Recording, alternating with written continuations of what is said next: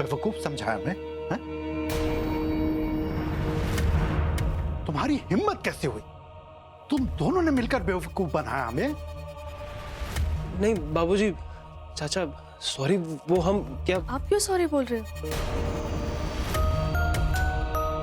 आपने और मैंने जो भी किया वो बाबूजी को अपनी गलती का एहसास दिलाने के लिए किया, और हमने ये जानबूझ के नहीं किया है, मजबूरी में करना पड़ा। कोई रास्ता ही नहीं था हमारे पास। और फिर भी अगर आप चाहते हो कि हम सॉरी कहें तो कह देंगे, लेकिन उससे पहले आपको अम्मा जी को सॉरी कहना होगा और उन्हें मनाना होगा। बस कौरी, मर्यादा में रहो। बाबूजी, आप ही ने तो कहा था ना कि मैं आपकी बहू नहीं बेटी हूं। फिर आप ये हम दोनों के रिश्ते में मर्यादा का सवाल क्यों उठा रहे हो और बात क्यों बदल रहे हो? और वैसे भी अगर मैं मेरे बाबा से भी बात करती तो मैं ऐसे ही बात करती बाबूजी, क्योंकि एक बाप का जैसे फर्ज होता है कि अपनी बेटी को सही गलत का रास्ता दिखाए, उसमें फर्क समझाए, अपने फर्ज का एहसास दिलाए, वैसे एक बेटी का भी होता है ना। और अगर ये मतलब ये किसने कहा कि अगर मैं बहू हूं तो कुछ नहीं कह सकती?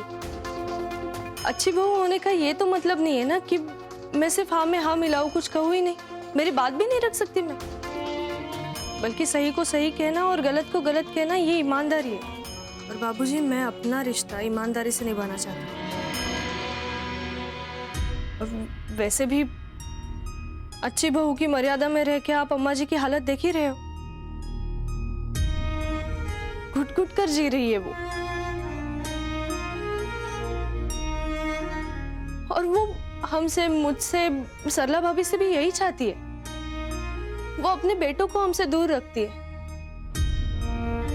वो उस खुशी से दूर रख रही है हमें जिस खुशी से आपने उन्हें दूर रखा।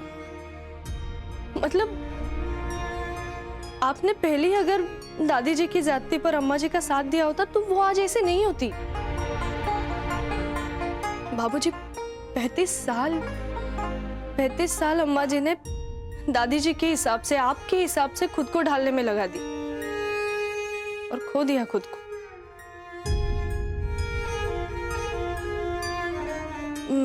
माफ कीजिए, लेकिन मैं ये सब नहीं कर सकती।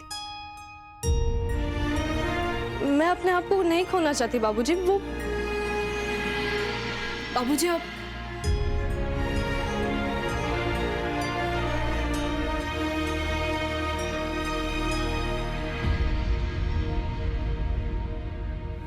बापरे, मी खूप जास्त नाही ना बोलले?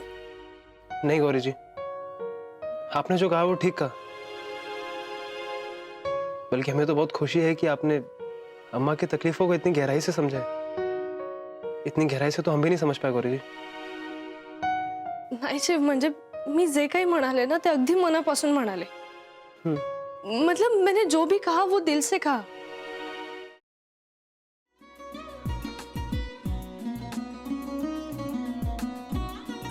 लावू का? हो. असाच लावू ना?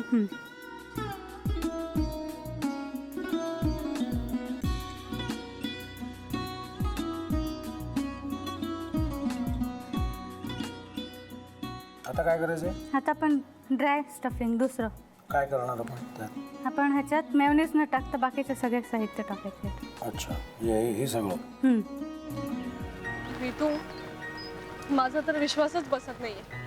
म्हणजे अगं बहिणी, आमचं लग्न व्हावं म्हणून किती प्रयत्न करत होते आणि ते सगळं करताना की शिवच्या आम्हाला माहिती पुरवते। नाही, मला नाही वाटत। गौरी, खूप चांगली आहेस गं, म्हणून तुला सगळं जगच चांगलं दिसतं। पण शिव उगाच बोलला असेल का? त्याच्यावर विश्वास नाहीये का तुझा? शिववर पूर्ण विश्वास आहे मी माझा, पण तो आता हे जे काही करतोय ना, म्हणजे निशा बहिणी समोर त्या राधिका सोबत फिरण्याचं नाटक वगैरे, ते त्याचा काही उपयोग होणार नाहीये। अगं असं कसं म्हणतो?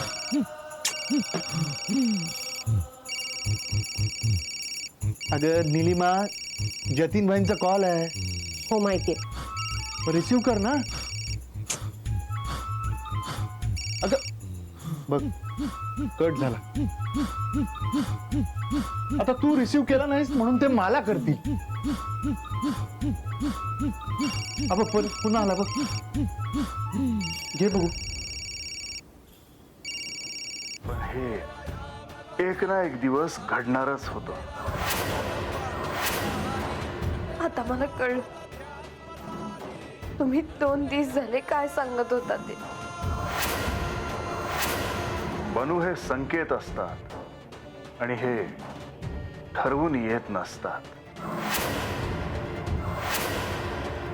मी बाहेर तुमची वाट बघते.